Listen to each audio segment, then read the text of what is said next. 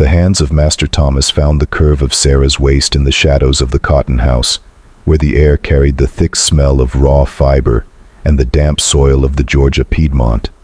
Oak Haven Plantation slept under the silvered moonlight of 1852, but there, between stacked bales of ginned cotton, their bodies entwined with a desperation that challenged the unseen shackles of the slave quarters.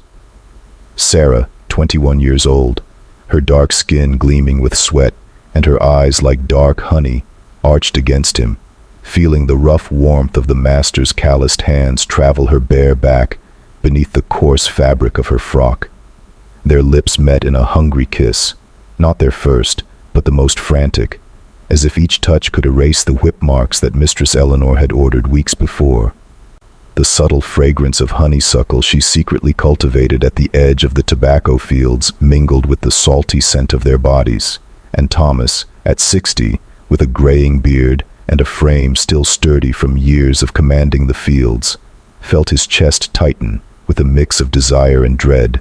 "My darling," he murmured against her mouth, his hoarse voice a low echo in the darkness, as his hands rose to tangle in her wavy black hair, pulling her closer. Sarah moaned softly, a muffled sound that vibrated in his chest, her nails digging lightly into his back through his fine linen shirt. The world outside, the big house lit by oil lamps, the distant hums from the slave cabins, the creak of the still cotton gin, vanished, leaving only the racing pulse of their hearts. But then, a sharp snap broke the air, heavy footsteps on the packed earth floor, approaching the wooden door of the cotton house. Sarah froze, her eyes wide with terror, while Thomas pressed her against the rough planked wall, covering her mouth with his hand to silence any gasp. "Master," called a gruff voice from outside, the overseer, Calloway, patrolling the nights like a bloodhound. Sarah's heart hammered so hard she swore he could hear it through the walls. Thomas breathed slowly, his blue eyes fixed on hers, conveying a silent promise of protection, but cold sweat trickled down his forehead. If they were discovered there, like this, the punishment wouldn't just be lashes for her, the scandal would shatter the whole plantation, and Thomas, the all-powerful master, would lose the respect of the neighboring planter court. The footsteps stopped right at the door, the latch rattling faintly as if Calloway were testing the lock. Sarah felt Thomas's body tense against hers, desire turning to sheer panic, and for an instant, the smell of honeysuckle seemed suffocating, like a sweet trap that ensnared them deeper in their transgression. "Who's in there?" the overseer grunted, his voice laden with suspicion, and their world balanced on the edge of an invisible knife. To understand how Master Thomas and the enslaved Sarah reached that perilous moment in the cotton house of Oak Haven Plantation, one had to go back 3 months, to the day the slave traders' caravan passed through the iron gates of the plantation, bringing a wind of change to the Georgia heartland. Thomas, at 60, the absolute ruler of the vast territory of cotton and tobacco fields that stretched for leagues under the blistering sun, watched from the veranda of the big house, his graying beard swaying lightly in the humid breeze blowing from the nearby river. Decades of dominion over 200 slaves had hardened his spirit, shaped alongside Mistress Eleanor, a woman of 48, whose once radiant beauty was now reduced to sharp features and eyes as cold as the hardened mud after the harvest. Their marriage was an alliance of land and influence, devoid of affection, and Thomas felt the weight of the invisible crown he wore. Decisions about punishments at the whipping post, negotiations with traders from Savannah, the constant pressure to increase the cotton yield that filled the holds of merchant ships. The plantation's routine was relentless. At sunrise, the bell from the main house would ring for the field hands, where men and women picked cotton under the overseer's lash, the air filled with the rustle of stalks and the muffled groans of exhaustion.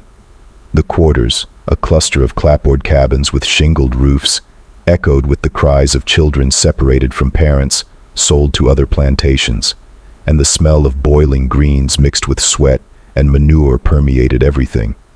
Thomas, with his imposing figure dressed in a velvet vest and twill trousers, rarely approached the fields, delegating the cruelty to men like Calloway. But on that day, something compelled him to descend the stone steps of the big house. The traders, arriving from Charleston with a fresh lot of Africans and Creoles, paraded their stock in the red clay yard, where the sun beat down mercilessly, making the air shimmer with heat. Among the chained figures, a young woman with deep brown skin and eyes like melted honey under the sun immediately caught his attention. Her black hair fell in wild waves over her shoulders, and even crouched in dirty rags, with irons on her wrists that tinkled softly, her posture exuded a quiet dignity, like an exiled queen amidst the chaos. "That one," Thomas murmured to the head trader, pointing discreetly with his chin, his deep voice cutting through the hum of negotiations. "How much?" The trader, a stocky man with a waxed mustache, grinned greedily. $100, master. A fresh one from the Congo, strong for the field or the house. Knows her herbs, they say." Sarah, the name she whispered with a trembling voice when asked, her eyes downcast but steady, was purchased right there, the irons removed only for her to be led to the quarters for a bath and simple clothing. Thomas watched her being dragged away by the overseer, feeling an inexplicable tightening in his chest, something he thought had been extinguished years ago. Curiosity mixed with a spark of humanity.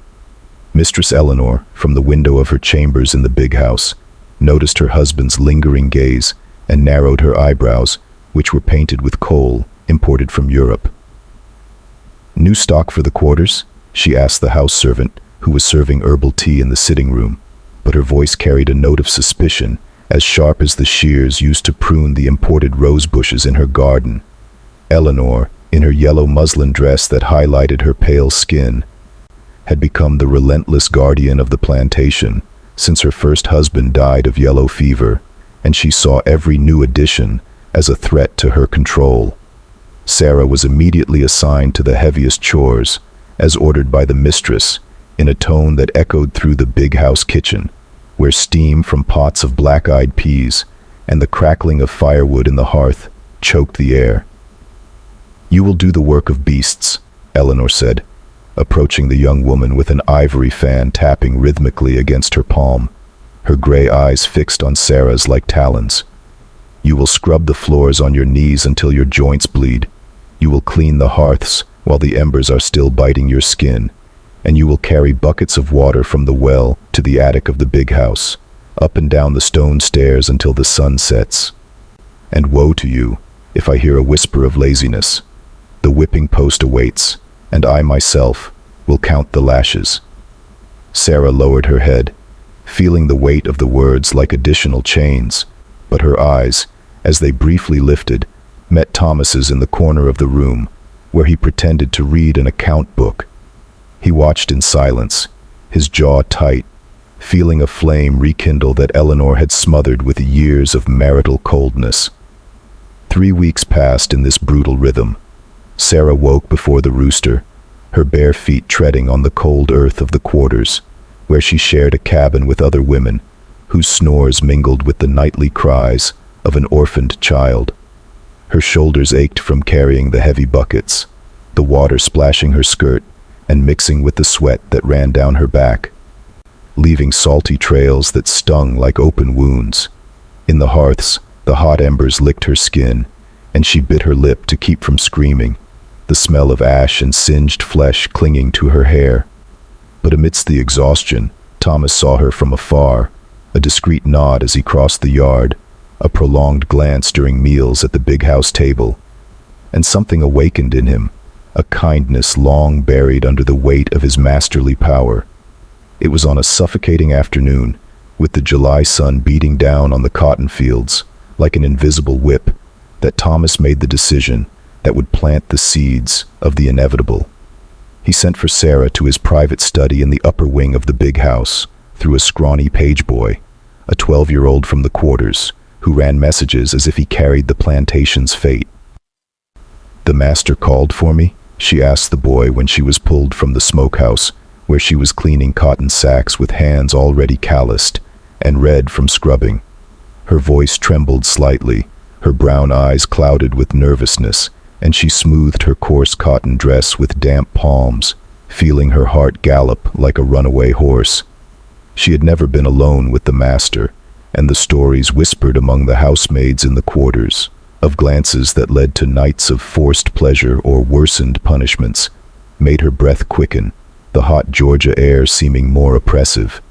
When she arrived at his study, a spacious suite with whitewashed walls and carved mahogany furniture, she found Thomas standing by the stained glass window, observing the garden adjacent to the big house, where imported rose bushes struggled against the sandy Georgian soil. He turned as he heard her enter, the wooden floorboards creaking under his polished boots, and for the first time, Sarah saw his eyes up close, blue as the winter sky over the hills, but with a weary softness that disarmed her. "Master," she whispered, curtsying deeply, her knees bending until they almost touched the Persian rug, keeping her eyes lowered in forced submission. "You need not be afraid," he said gently, noticing the tremor in her thin shoulders, his deep voice echoing in the room like an unexpected balm. "I just wanted to know you better. You've come from a long way off." The kindness in his tone, contrasting with the usual roars of the overseers, made Sarah timidly raise her eyes, finding in them not lust, but genuine curiosity. "From the southern lands, Master," she replied, her voice low but firm, the African accent still tinging her English words. "My people, they worked with spices, gathering vanilla and pepper in the forests." Thomas nodded, taking a step closer, the scent of tobacco and leather from his clothes filling the space between them. "And what else can you do, besides work with spices?" "I know how to tend gardens, Master, and I know how to prepare remedies with herbs. My grandmother taught me, with roots and leaves that cure fevers and wounds." A rare smile lit up Thomas's face, turning his wrinkles into lines of affection, and he gestured to a rocking chair. "Then perhaps you can help me with the garden of the big house. The roses are not blooming as they should. The soil here is stubborn." Sarah hesitated, surprised by the offer, but sat on the edge of the chair, her hands clasped in her lap. And so it began, not with fear or obligation, but with a simple conversation about flowers and herbs, planting the first seed of something neither of them could foresee. The following week, Mistress Eleanor, ever vigilant like a hawk over the cotton fields, decided that Sarah should serve at the table during dinner at the big house, where neighboring planters gathered to discuss crop yields and cotton prices in Charleston. "I want you to learn how to serve properly, without dirtying your hands in the storage houses," Eleanor said with a cold smile that did not reach her eyes, her sharp voice echoing in the kitchen, where the steam from pots of boiling yams fogged the air. Sarah entered the grand dining hall, with a silver tray in her trembling hands, her heart pounding against her ribs, the golden candlelight from beeswax candles illuminating the long mahogany table, covered with porcelain dishes and crystal goblets. She felt the weight of the gazes from the planter court, overseers with thick mustaches, young ladies with fans fluttering in the stuffy air, on her exposed skin, her simple dress contrasting with the embroidered attire of the guests. When she approached to serve Thomas, who presided at the head of the table, discussing with a judge the Fugitive Slave Act that was inflaming the northern states, their eyes met for a brief, electric moment. He paused, his deep voice faltering mid-sentence. "And therefore, we must increase cotton production to compensate."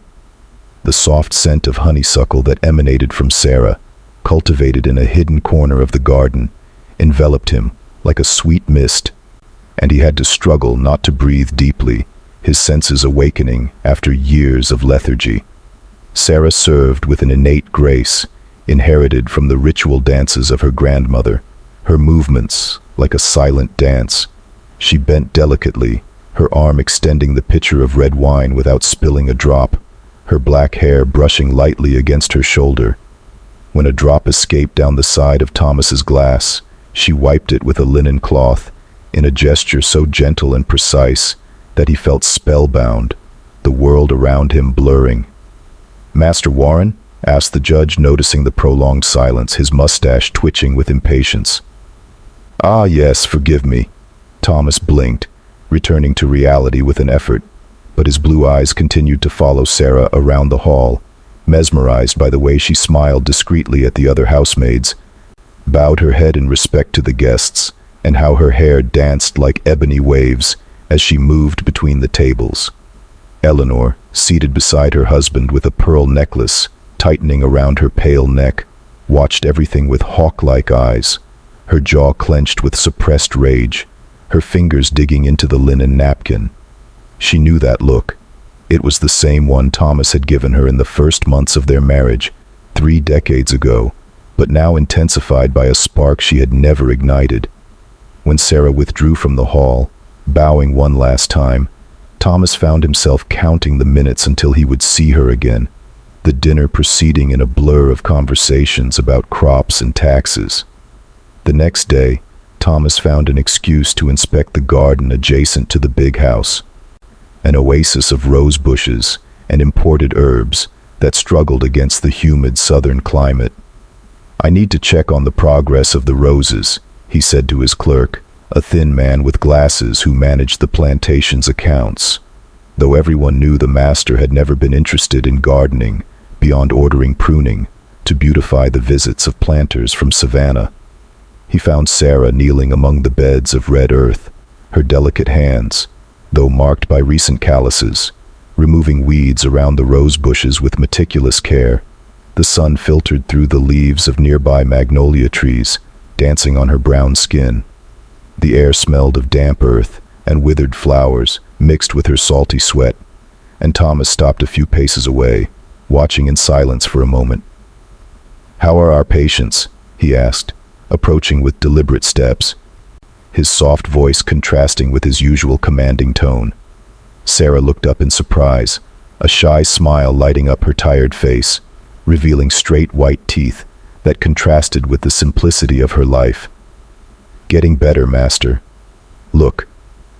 She stood up slowly, wiping her hands on her skirt, and led him to a rose bush with a tender new shoot, its pink petals unfurling against the green of the leaves. "This one was nearly dead when I came, but with a little care and the right fertilizer, bone meal mixed with fresh manure, it revived." Thomas leaned in, but his eyes were fixed more on her than on the flowers, noticing the beads of sweat purling on her forehead and the determined glint in her eyes. "You have a gift," he said, straightening up and taking a step closer, the heat from their bodies mingling in the still air. "How did you learn so much about plants?" "My grandma always said that plants are like people, master," Sarah replied, touching a petal gently with her fingertip, the gesture evoking an ancestral tenderness. "They need love, attention, and the right environment to flourish. Sometimes, the most beautiful ones grow in the most unexpected places, like this dry land here on the plantation." Thomas felt something stir in his chest, a long dormant emotion, and he chuckled softly, a rare sound that echoed like distant thunder. "Your grandmother sounds like she was a wise woman." "She was, master. She used to say that the heart knows how to recognize kindness, even when it comes disguised in rags or chains." Sarah blushed upon realizing she had spoken too much, lowering her eyes to the rose bushes. But Thomas reached out and gently touched her chin, lifting her face to meet his. "And what does your heart tell you about this place?" he asked, his voice dropping to a whisper, taking another step that shortened the distance between them to a breath. Sarah raised her eyes, meeting his blue ones, and for a moment, the world stood still. The buzz of bees in the tobacco fields, the distant song of birds in the cypress swamp, the smell of honeysuckle she had secretly planted there. It wasn't just attraction, it was recognition, like two exiled souls finding each other amidst the chaos of the plantation. "It says I have found my home," she whispered, unable to look away, her chest rising and falling rapidly. Thomas felt his pulse quicken, and in that instant, Under the golden afternoon, Georgia sun. Between the scent of revived roses and the song of mockingbirds, they both knew their lives had changed forever. The weeks that followed were a secret blossoming. Thomas found excuses to be near Sarah, casual conversations in the gardens at dusk, when the sun stained the cotton fields orange, or long walks through the empty corridors of the big house during the humid pre-dawn hours, when the plantation slept under a blanket of stars. "Why do you treat me with such kindness, master?" she asked one of those nights, her voice trembling slightly as they walked under the stone arcades, the cool air carrying the scent of recent rain on the earth. "Because when I look at you, I see who I might have been if I hadn't forgotten how to love," he replied, stopping and gently touching her face, his fingers tracing the line of her brown cheek. Feeling the softness of her skin against his aged roughness. The first time they kissed was under the silvery light of the moon at the top of the plantation's watchtower, a place where slave patrols used to stand guard, but that night it was deserted. Sarah trembled in his arms, not from fear, but from an overwhelming emotion that made her body tingle, while Thomas pulled her to him, his lips finding hers, with a hunger restrained for weeks. He felt young again, as if each kiss erased the scars of years of marital bitterness, the salty taste of tears mixing with the sweet honeysuckle in her mouth. What began as physical attraction soon transformed into something profound. Thomas created a secret room in the big house library, hidden behind shelves of accounting books and treatises on agriculture, where they met away from the watchful eyes of the overseers and the gossiping housemaids. "At first, I thought I was just meant to satisfy your desires," Sarah confessed one afternoon, lying in his arms on the straw mattress covered with fine sheets, the air filtered through the slightly open windows, carrying the scent of the rose garden. "But now, I cannot imagine my life without these moments." "Nor can I," Thomas whispered, kissing her black hair spread like a fan over the pillow, his chest rising with a deep breath. "You have become my air, my water, my reason to wake every morning, even with the weight of the harvest crushing me." Their secret afternoons were filled not only with passion, touches that made their skin burn and hearts race, but with deep conversations that nourished the soul. Sarah spoke of her homeland in the Congo, of the legends her grandmother told around fires under African stars, of remedies with cassava roots and bitter leaves that healed ailments of the body and spirit. Thomas opened up about the burdens of mastership, the loneliness of power that isolated him like a king on his throne of cotton, how he had lost himself in years of a loveless marriage, where Eleanor saw him more as an ally than a companion. Eleanor was no fool. She noticed how her husband smiled more during meals, how his blue eyes shone with a vitality she hadn't seen in decades, and when she found strands of black hair coiled in an ivory brush in his chambers, her suspicion was confirmed, like a slow-acting poison. Her revenge was cruel and calculated, echoing the brutality of the slave-holding era. Sarah was forced to carry heavy stones from the garden to the top of the brick wall surrounding the plantation, her shoulders burning under the sun, her hands bleeding from scraping against the rough edges. To work in the kitchens during the hottest hours of the day, the steam from cauldrons of boiling molasses scalding her skin like a branding iron, and to clean the stables alone, the stench of manure and urine permeating her clothes and hair, while horses neighed nervously. When she arrived for her meetings with Thomas, exhausted and with red marks on her palms and arms, her eyes still shone with unwavering love. "She knows," Sarah said one night, showing the swollen blisters on her hands under the dim light of the lamp in the library, her voice low but steady. "I will speak with her," Thomas replied, furious, his clenched fists hitting the wooden table, the sound echoing like a muffled thunderclap. "No." Sarah held his face between her wounded palms, her eyes pleading. "That will only make things worse. I can endure any suffering for you, for the nights we share, for the future we dream of." It was then that Thomas realized he could no longer live without her. Sarah had become more vital than the plantation, than the cotton harvests, than the planter's legacy. "Would you run away if I asked?" he asked one rainy dawn, watching her sleep in his arms, the sound of water hitting the tin roof like the rhythm of African drums. "To the end of the earth," she replied, waking and smiling faintly, her fingers tracing the outline of his beard. "But you are the master of this place, my love, and I have learned that true love does not flee from hardship, but faces it with an open heart." But fate was weaving more complex threads. Eleanor began to feel strange pains in her abdomen, fevers that came like waves from the nearby river, leaving her prostrate in the four-poster bed with linen sheets soaked in sweat. A weakness that the local doctors, with their vials of mercury and bloodletting, could not explain, and she withered visibly, her pale skin taking on yellowish tones, her eyes sinking into deep hollows. As the days passed, the plantation continued its merciless rhythm, the crack of whips in the fields, the groan of the gin processing fresh cotton. But in the big house, a shadow of mortality loomed. "Mistress," Sarah said one humid September afternoon, finding the courage to approach Eleanor's room, where the air smelled of vinegar and failed medicinal herbs. "I know of herbs that might help with your condition. Roots of ipecac for the fever, poultices of clay, mixed with bitter leaf for the pains."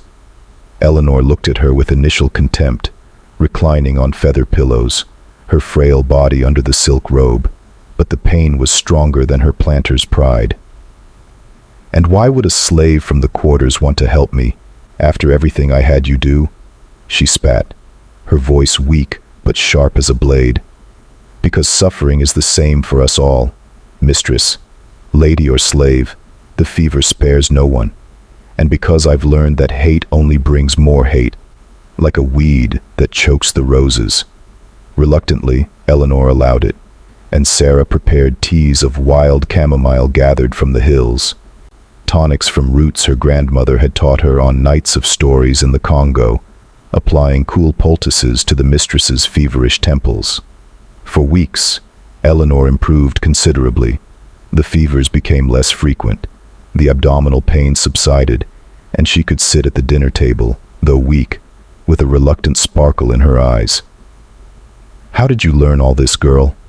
the mistress asked one afternoon, her voice softer than Sarah had ever heard, reclining on the veranda where the wind brought the scent of pine from the forest. "My grandma used to say that healing is a gift from God, mistress, and that we must use it for everyone, even for those who have hurt us, enemies or not." Eleanor watched the young woman with different eyes for the first time, seeing not a threat to her position, but a soul with a pure heart, whose calloused hands were now saving her. But the illness was stronger than any herb from the Georgia soil. On a gray autumn morning, with a fine rain drumming on the shingles, Eleanor called Sarah to her bedside, the room dark except for the faint light of a single candle. "I'm going to die," she said bluntly, her voice a hoarse whisper, holding out a trembling hand. "And before that happens, I need to say something that weighs on me like chains." Sarah took her hand, surprised by the fragility of the woman who had tormented her so much with cruel orders, feeling the thin bones under the cold skin. "I've seen how he looks at you," Eleanor continued, tears streaming down her pale, wrinkled cheeks. "How Thomas truly smiles, for the first time in years. He never looked at me like that. Not once in all these 30 years of bitter marriage. I became an empty shell because of it, filling the void with anger. Forgive me for all the harm I caused you, the buckets, the stones, the hot hearths." "You are already forgiven, mistress," Sarah whispered sincerely, squeezing her hand gently, her own tears welling up in her brown eyes. "The hate you threw at me only made me stronger, like the rose bushes that revive after a drought." Eleanor smiled faintly, her face relaxing for the first time. "He is yours now. Take better care of him than I ever did, and be the mistress this plantation deserves, with kindness, not with a whip." 3 months after Eleanor's death, in a simple ceremony in the plantation chapel, Under the astonished gaze of the slaves and neighboring planters, Thomas announced his union with Sarah, elevating her from slave to mistress in an act that echoed like a thunderclap across the county. But the path to that point still held shadows, and on that night in the cotton house, with Calloway's footsteps slowly receding, Thomas whispered against Sarah's ear, "If he opens that door now, I'll kill the dog with my own hands." She kissed him fiercely, desire reborn from fear, but the overseer grumbled something about raccoons and moved on, leaving them breathless. However, the risk was growing. Whispers in the quarters, suspicious glances from the overseers, and Thomas knew their love demanded a final choice, one that could set the whole plantation ablaze. The full moon hung over Oak Haven Plantation like a watchful eye, bathing the cotton fields in cold silver and stretching the shadows of the silent gin, where the night air carried the persistent sweet smell of raw cotton, mixed with the pine scent from the distant forest. The climax erupted on that October night in 1852, when all the threads woven over the months, the forbidden love of Thomas and Sarah, Eleanor's consuming illness, the whispers of rebellion in the quarters, and Calloway's resentment, converged into a confrontation that shook the very foundations of the plantation. It all began with a sharp scream echoing from the big house, cutting through the silence like a blade. Eleanor, delirious in her final fever, had risen from the four-poster bed, her sheets soaked with sweat and blood trickling from her mouth, and had ordered the house servants to drag Sarah to her room. "Bring me the whore! I want to see her on her knees before I depart!" she shrieked, her raw, broken voice reverberating through the stone corridors, where oil lamps flickered like troubled souls. Thomas, who was inspecting the storehouses with the excuse of nightly counts, heard the clamor and ran, his heart pounding as it never had in old skirmishes against runaway slaves, his boots crushing the gravel of the yard as the smell of impending rain filled the humid air.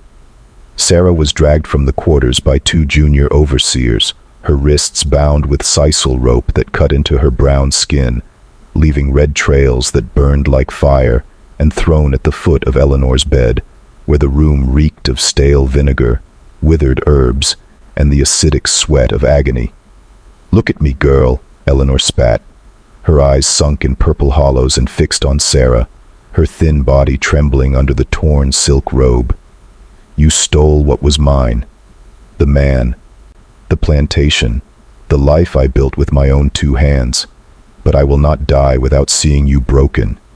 Sarah, kneeling on the cold wooden floor, lifted her chin with unshakable dignity, her disheveled black hair falling over her shoulders, and answered with a firm voice despite the tremor in her hands. "Mistress, the theft was fate's, not mine. I healed what I could. I loved as my heart commanded. If that breaks you, may death take you in peace." Thomas burst through the door at that moment, his chest heaving, knocking an overseer aside with his shoulder as he passed, and knelt beside Sarah, cutting the ropes with a hunting knife he pulled from his belt, the cold metal scraping her skin as blood dripped in warm drops down her wrist. "Enough, Eleanor!" he roared, his deep voice echoing like thunder, wrapping Sarah in his protective arms, feeling her tremble against his broad chest. "Love is not stolen, it is found, and I found it in her, not in the years of coldness that killed us slowly." Eleanor laughed, a gurgling bitter sound that ended in a cough, blood spattering the sheets like the red petals of a withered rose, and she extended a bony hand to Thomas, touching his face one last time, with surprising tenderness. "Then go, you fool. Make her the mistress I never was. But remember, this plantation is built on blood, and yours will stain everything." The room pulsed with tension, the air as thick as boiling molasses, and outside, Calloway, alerted by the scream, was gathering slave catchers on the veranda, their whips cracking in the night air like promises of violence, while Jeremiah and the slaves from the quarters, sensing the chaos, sharpened cane knives in the shadows of the cabins, ready to intervene if the worst came. The development of the climax unfolded in layers of visceral and emotional confrontation, with the entire plantation seeming to hold its breath under the relentless moon. Eleanor, exhausted by her outburst, collapsed back onto the pillows, her body convulsing in spasms that made the bed creak like a ship adrift, and Thomas, torn between marital duty and his newfound love, called Sarah to the bedside, ignoring the hostile glares of the servants crowded at the door. "Heal her one last time, my love," he whispered, his graying beard brushing her ear as she prepared a final tonic of ipecac roots gathered from the woods, the bitter smell invading the room like an exorcism. Sarah mixed the herbs with boiled water in a clay bowl, her hands steady despite the dried blood on her wrists, and forced the liquid between Eleanor's chapped lips, who swallowed with a guttural moan, her eyes rolling back in agony. But the disease was merciless. The mistress's body arched violently, veins popping on her pale neck, and she vomited a gush of dark blood, splattering the floorboards and Sarah's skirts, the metallic stench mixing with that of herbs to create a suffocating atmosphere of imminent death. Outside the room, Calloway forced his way in, shoving Thomas against the wall with a clenched fist, his face scarred with hatred. "Master, this Negro woman has poisoned your mind. I saw it all. The nights in the cotton house, the gardens. The planters from Charleston will laugh at you, a master groveling for a slave." Thomas retaliated with a punch that split the overseer's lip, blood spurting hot and viscous down Calloway's bearded chin, and the two rolled down the hallway in a brutal fight, fists cutting the air with sharp cracks, the smell of sweat and rage permeating the linen of their clothes. Sarah, in the room, held Eleanor's hand, who in a final lucid moment whispered heart-wrenching confessions. "I punished you out of envy, because I saw in him what I had lost. Youth, fire. But you saved him. Forgive me, as I now forgive."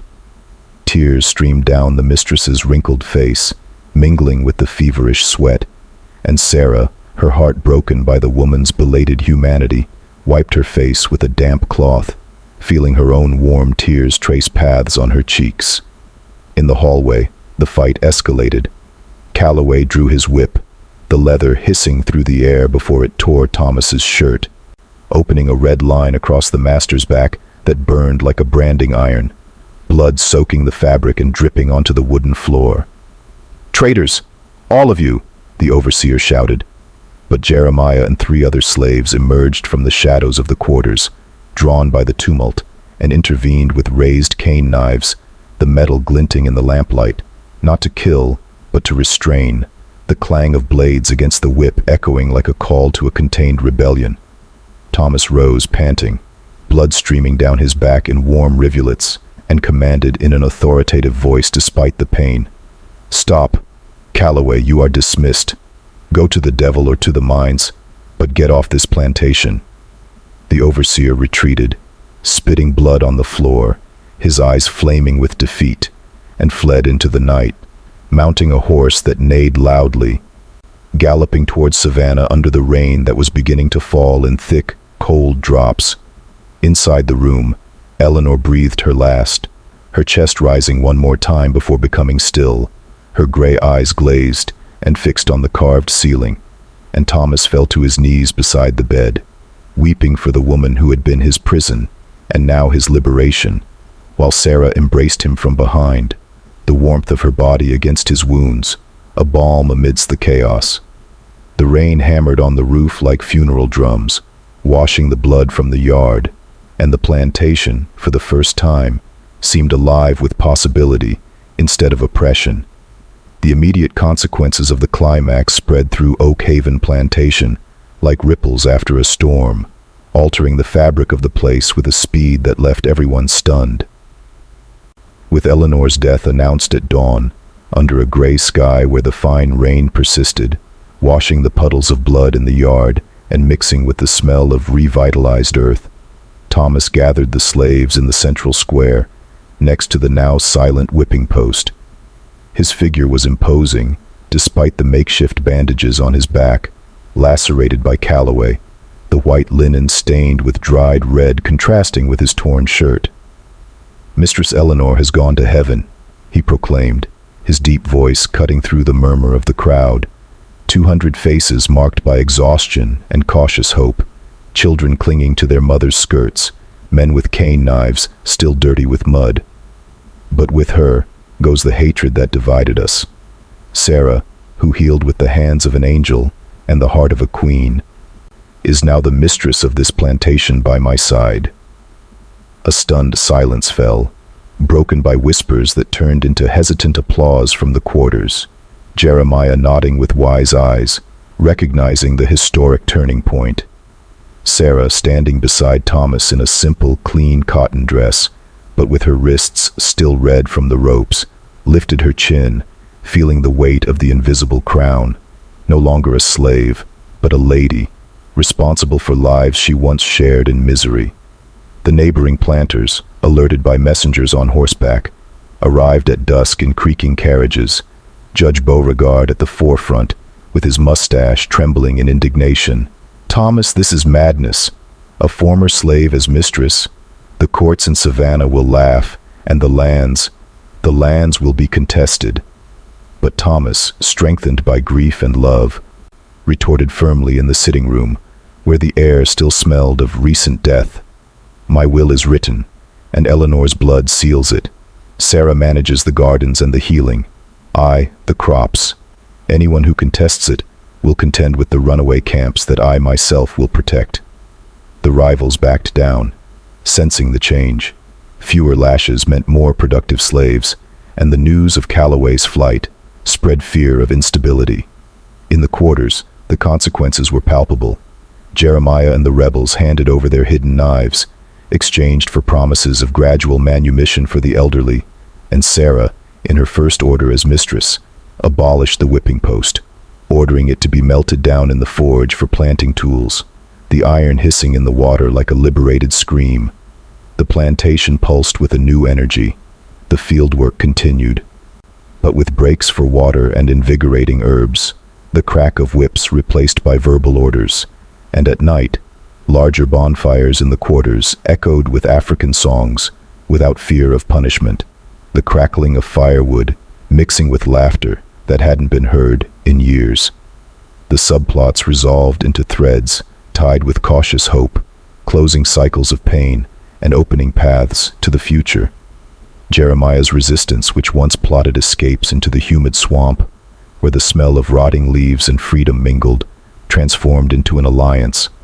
The old African became Sarah's informal advisor, teaching Yoruba healing rituals in the gardens, where cassava roots and bitter leaves grew stronger under hands free from chains.